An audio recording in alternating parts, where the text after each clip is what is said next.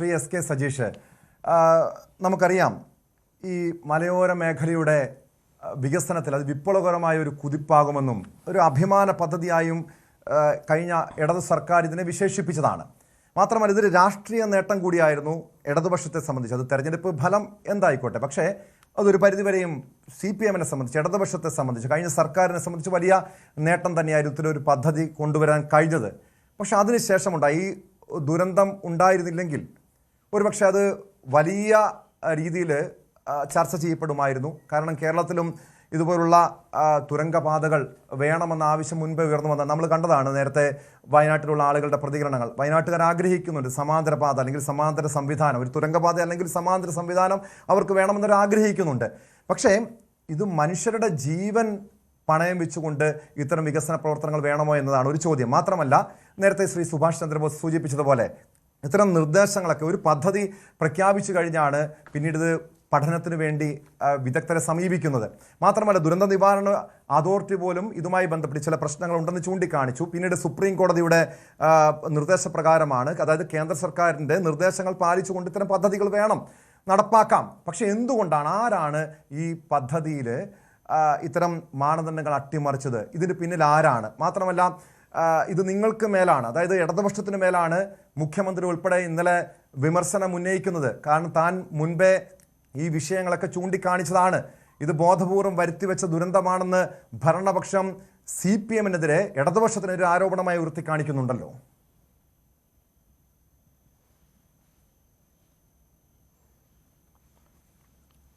കേൾക്കാമോ? പറയാമല്ലോ. കേൾക്കാം.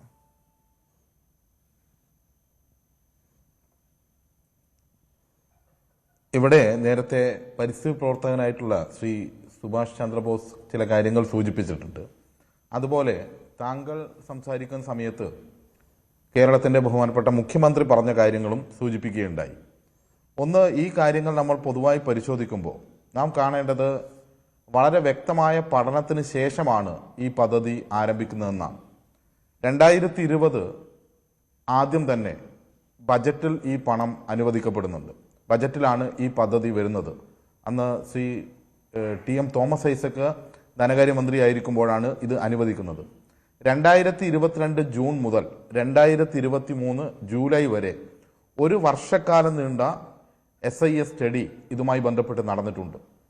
അതിൻ്റെ ഇടയിൽ ജനങ്ങളെ വിളിച്ചുകൊണ്ട് 2023 ഡിസംബർ 11 മുതൽ 13 വരെ ഹിയറിംഗ് നടത്തി ആ പ്രദേശവുമായി ബന്ധപ്പെട്ട കാര്യങ്ങൾ ഉൾപ്പെടെ കൃത്യമായി പരിശോധിക്കപ്പെട്ടിട്ടുണ്ട്. ഇങ്ങനെ എല്ലാ പരിശോധനയും നടത്തിയതിന് ശേഷമാണ് സ്റ്റേറ്റ് പരിസ്ഥിതി എൻവയോൺമെൻറ്റ് കമ്മിറ്റിയുടെയും അതുപോലെ തന്നെ കേന്ദ്ര പരിസ്ഥിതി മന്ത്രാലയത്തിൻ്റെയും എല്ലാം ക്ലിയറൻസ് ഇതുമായി ബന്ധപ്പെട്ട് ലഭിക്കുന്ന സാഹചര്യം ഉണ്ടാകുന്നത്. ഈ സാഹചര്യം വന്നപ്പോൾ തന്നെ അതിനെ ഇല്ലാതാക്കാൻ വേണ്ടിയിട്ടുള്ള പരിശ്രമം നടന്നിട്ടുണ്ട്. അതിൽ കേരളത്തിലെ ഹൈക്കോടതി ഡിവിഷൻ ബെഞ്ചിൽ ഇതുമായി ബന്ധപ്പെട്ട കേസ് വന്നു. ഞാനതിൻ്റെ വിശദാംശങ്ങളിലേക്കൊന്നും പോകണമെന്ന് ആഗ്രഹിക്കുന്നില്ല. ഇതിനുശേഷം ഡിവിഷൻ ബെഞ്ച് ഈ പറഞ്ഞ പാരിസ്ഥിതിക അനുമതിയുമായി ബന്ധപ്പെട്ട് ഉള്ള ഇവരുടെ പരാതി തള്ളിയതിന് ശേഷം അതിൻ്റെ ഭാഗമായി പിന്നീട് സുപ്രീം കോടതിയിലേക്ക് പോയി. സുപ്രീം കോടതി അതിൻ്റെ ചരിത്രപ്രസിദ്ധമായ ആ വിധി ന്യായത്തിൽ, സുപ്രീം കോടതിയുടെ ചീഫ് ജസ്റ്റിസ് തന്നെ അധ്യക്ഷനായ വിധി ന്യായത്തിൽ പറയുന്ന ചില കാര്യങ്ങൾ മാത്രം നമ്മൾ പരിശോധിച്ചാൽ മതി. അതിൽ ഇതൊരു ദേശീയ പ്രാധാന്യമുള്ള പദ്ധതിയാണ്, എല്ലാ കാര്യങ്ങളും പരിശോധിച്ചാണ് അനുമതി കൊടുത്തത്. ഈ പദ്ധതിയെ സംബന്ധിച്ചിടത്തോളം സുപ്രീം കോടതി പറഞ്ഞ ആ വിധിയിൽ ഒരു പ്രധാനപ്പെട്ട കാര്യം, അനുമതി നൽകിയ കേന്ദ്ര സമിതി കേന്ദ്ര സംസ്ഥാന സർക്കാരുകളുടെ റബ്ബർ സ്റ്റാമ്പാണ് എന്ന് കരുതരുത്. അങ്ങനെ റബ്ബർ സ്റ്റാമ്പ് അല്ല എന്ന് സുപ്രീം കോടതിയുടെ വിധിയിൽ പറയുന്നു. അനുമതി നൽകിയ മന്ത്രാലയം, രാജ്യത്ത് തുരങ്കപാത പല ഭാഗത്തും നടക്കുന്നുണ്ട്, അവിടെയൊന്നും പരിസ്ഥിതി പ്രശ്നമില്ല. ഇവർ സുപ്രീം കോടതിയിൽ പോയ ആളുകൾ ചൂണ്ടിക്കാണിച്ചിരുന്നു വയനാട്ടിലെ ദുരന്തം ഉൾപ്പെടെയുള്ള കാര്യങ്ങൾ. അത് കാണിച്ചപ്പോൾ വയനാട് ദുരന്തത്തെക്കുറിച്ച് അറിയാം എന്നും സുപ്രീം കോടതിയുടെ വിധിയിൽ പറയുന്നു. സുപ്രീം കോടതി ആ വിധിയിൽ ചേർക്കുന്ന ഭാഗങ്ങൾ ജനങ്ങൾക്ക് ആശ്വാസം നൽകുന്ന പദ്ധതിയാണിത്.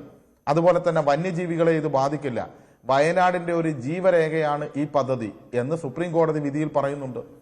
ഇതിനനുസരിച്ചാണ് സുപ്രീം കോടതി വിധിയുടെ അടിസ്ഥാനത്തിൽ പാരിസ്ഥിതിക അനുമതി മാത്രമല്ല, അതിൻ്റെ ഇന്ത്യയിലെ ഏറ്റവും പരമോന്നതമായ നിയമവ്യവസ്ഥയിൽ നിന്നുള്ള എല്ലാ പരിശോധനകളും നടന്നതിന് ശേഷമാണ് ഇതിൻ്റെ നിർമ്മാണ പ്രവർത്തനം ആരംഭിക്കുന്നത് നമുക്ക് കാണാൻ വേണ്ടി കഴിയും. ഇവിടെ മാനദണ്ഡങ്ങൾ പാലിക്കാതെയും അല്ലെങ്കിൽ ഈ പറഞ്ഞ ശ്രദ്ധക്കുറവുണ്ടായതും എവിടെയാണ് എന്ന ഗൗരവകരമായ പരിശോധനയല്ലേ നാം നടത്തേണ്ടത്. അതിനപ്പുറത്തേക്ക് പോയി തികച്ചും രാഷ്ട്രീയ ലക്ഷ്യത്തോടു കൂടി കേരളത്തിന്റെ മുഖ്യമന്ത്രി പതിവ് രീതിയിൽ കാര്യങ്ങളെ അവതരിപ്പിക്കുന്നതാണ് നാം കണ്ടത്. ഇവിടെ മഴ എത്രമാത്രം പെയ്തു, ഈ പദ്ധതി പ്രദേശത്ത് ഏത് അലർട്ടാണ് നൽകിയത് എന്ന് പറയേണ്ടതുണ്ടല്ലോ. ഇപ്പോൾ 266 മില്ലിമീറ്റർ മഴയാണ് ഈ പ്രദേശത്ത് രേഖപ്പെടുത്തിയത്. ഇവിടെ 204.4 മില്ലിമീറ്റർ മഴ വന്നാൽ തന്നെ കേന്ദ്ര പരിസ്ഥിതി മന്ത്രാലയത്തിന്റെ മാനദണ്ഡ പ്രകാരം അതിതീവ്ര മഴയാണ്. എന്നാൽ ഇവിടെ നൽകിയ അലർട്ട് എന്തായിരുന്നു? ഇവിടെ നൽകിയ അലർട്ട് വെറും യെല്ലോ അലർട്ടായിരുന്നു. എന്താണ് അവിടെ റെഡ് അലർട്ട് നൽകി കാലേക്കൂട്ടി തന്നെ അവിടെ നിന്ന് മുഴുവൻ ആളുകളെയും മാറ്റാനുമുള്ള നിലപാട് സ്വീകരിച്ചില്ല. അവിടെ തന്നെ കൃത്യമായ ഉദ്യോഗസ്ഥരുടെ യോഗം പലപ്പോഴായി നടന്നിട്ടുണ്ടല്ലോ. ജൂൺ 20-ാം തീയതി നടന്ന യോഗത്തിനകത്ത് കലക്ടർ ഉൾപ്പെടെ പങ്കെടുത്ത യോഗത്തിനകത്ത് ഉദ്യോഗസ്ഥരുടെയും മറ്റും യോഗത്തിനകത്ത് കൃത്യമായി മിനിറ്റ്സിൽ തീരുമാനിച്ച കാര്യങ്ങളുണ്ട്. ആ തീരുമാനിച്ച കാര്യം എന്തായിരുന്നു? അവിടുന്ന് മണ്ണ് നീക്കണം എന്നതുൾപ്പെടെയുള്ള കാര്യങ്ങളാണ്. ആ കാര്യങ്ങൾ എങ്ങനെ അട്ടിമറിക്കപ്പെട്ടു? ജൂൺ 25-ന് വീണ്ടും യോഗം ചേരുന്നു. PWD സെക്രട്ടറി ഉൾപ്പെടെയുള്ള ആളുകൾ പങ്കെടുക്കുന്നു. അവർ സ്ഥലത്ത് പോകുന്നു. പിന്നെ മണ്ണ് നീക്കണ്ട എന്ന് എങ്ങനെ തീരുമാനിക്കുന്നു? ഇവിടെ മന്ത്രി പറയുന്ന ഒരു കാര്യമാണ്, PWD സെക്രട്ടറി പറയുന്ന ഒരു കാര്യമാണ്. ഇതിന്റെ ചുമതലയെല്ലാം PWDക്കുണ്ടല്ലോ. ഈ ഏകോപനം ഭരണപരമായി നടത്തേണ്ടതല്ലേ? ആ ഏകോപനം നടത്തുമ്പോൾ ഈ കമ്പനി ആ പ്രദേശത്ത് തന്നെ കൃത്യമായ മഴ മാപിനിയുണ്ട്, കാലാവസ്ഥ റിപ്പോർട്ട് ശേഖരിക്കാനുള്ള ഉപകരണങ്ങളുണ്ട്. ആ ഉപകരണങ്ങൾ പ്രവർത്തിച്ചിരുന്നോ? കൃത്യമായി ആ പ്രദേശത്ത് ഇത് അളക്കാനുള്ള കൃത്യമായ കാലാവസ്ഥ പരിശോധനയ്ക്കുള്ള ഉപകരണങ്ങൾ ആ പ്രദേശത്ത് സ്ഥാപിച്ചിട്ടുണ്ടല്ലോ. ആ ഉപകരണങ്ങൾ പ്രവർത്തിപ്പിക്കാനും കൃത്യമായി മോണിറ്റർ ചെയ്യാനുമുള്ള ചുമതല കമ്പനി നിർവഹിച്ചിട്ടുണ്ടോ എന്നുള്ള പരിശോധനയെല്ലാം നടത്തേണ്ടത് ആരാണ്? നടത്തേണ്ടത് മറ്റാരെങ്കിലും വന്ന് എവിടെന്നെങ്കിലും നടത്തുന്നതാണോ? ഇതിന് ചുമതലപ്പെട്ട ഉദ്യോഗസ്ഥ സംവിധാനം, ഗവൺമെന്റ് സംവിധാനം അത് ചെയ്യേണ്ടിയിരുന്നു. അത് ചെയ്യാതിരിക്കുകയും ഈ ഒരു ദുരന്തത്തിലേക്ക് പോവുകയും ചെയ്ത് മറ്റുള്ളവരെ കുറ്റപ്പെടുത്തുകയും രാഷ്ട്രീയ ലക്ഷ്യത്തോടുകൂടി നേരത്തെ ഈ പദ്ധതിയെ എതിർക്കാൻ വേണ്ടി ശ്രമിച്ചവർ ഇപ്പോൾ സുപ്രീം കോടതിയിൽ വരെ അംഗീകരിക്കപ്പെട്ട എല്ലാ ക്ലിയറൻസ് ലഭിച്ച ഒരു പദ്ധതിയെക്കുറിച്ച് മറ്റു രീതിയിൽ പ്രചാരണം നടത്തിക്കൊണ്ടിരിക്കുകയാണ്. ഇത് നാം തിരിച്ചറിയേണ്ടതില്ലേ? ഇവിടെ വയനാട്ടിലെ ജനങ്ങളുടെ ജീവിതത്തെ മുന്നോട്ട് നയിക്കാനുള്ള ഒരു പദ്ധതിയാണിത്. ഇപ്പോൾ തന്നെ നാം സംസാരിക്കുമ്പോൾ വയനാട് ചുരത്തിൽ ഉൾപ്പെടെ വിള്ളലും യാത്രാ ദുരിതവും ഇന്ന് തന്നെ നിരവധി തവണ അവിടെ മരം വീഴുകയും ഉൾപ്പെടെയുള്ള പ്രശ്നങ്ങൾ നിലനിൽക്കുന്നു. ആ പ്രദേശം ഒറ്റപ്പെട്ടു പോകേണ്ട ഒരു പ്രദേശമാണോ? ആ പ്രദേശത്ത് സംവിധാനങ്ങൾ വേണം. ആ സംവിധാനം ഇത് പെട്ടെന്ന് തീരുമാനിച്ച ഒരു പദ്ധതിയോ അല്ലെങ്കിൽ പെട്ടെന്ന് ഉയർന്നു വന്നൊരു കാര്യവുമല്ല. വർഷങ്ങൾ, പതിറ്റാണ്ടുകളുടെ ചരിത്രം ഈ പദ്ധതിക്കുണ്ട്. പല അഭിപ്രായങ്ങളും, ഈ പാതയെക്കുറിച്ചുള്ള അഭിപ്രായങ്ങൾ, അവിടെയുള്ള വിവിധ മേഖലയിൽ ഉള്ള ആളുകളുടെ പഠനങ്ങൾ, ഇതിന്റെ എല്ലാം അടിസ്ഥാനത്തിലുള്ള അഭിപ്രായത്തിൽ രൂപീകരിച്ച് വന്ന പദ്ധതിയാണിത്. അങ്ങനെ ഒരു പദ്ധതി വന്ന് ആ പദ്ധതിക്ക് ബജറ്റിൽ ആദ്യ പണം നീക്കിവെക്കുകയും തുടർന്ന് പഠനങ്ങൾ നടത്തുകയും ചെയ്തു. ആ പഠനത്തെക്കുറിച്ച് അഭിപ്രായ വ്യത്യാസമുള്ളവർ അനുമതി നൽകാതിരിക്കാൻ സുപ്രീം കോടതി വരെ നിയമവ്യവഹാരം നടത്തുകയും ചെയ്തിട്ടാണ് ഈ പദ്ധതി മുന്നോട്ട് പോയത്. പിന്നെയും തെറ്റിദ്ധരിപ്പിക്കും എന്ന് പറഞ്ഞാൽ പിന്നെ നമ്മൾ എങ്ങനെയാണ് ഈ കാര്യങ്ങളെ ഉൾക്കൊള്ളേണ്ടത്? കൂടുതൽ വാർത്തകൾക്ക് News 18 Kerala YouTube channel subscribe ചെയ്യുക.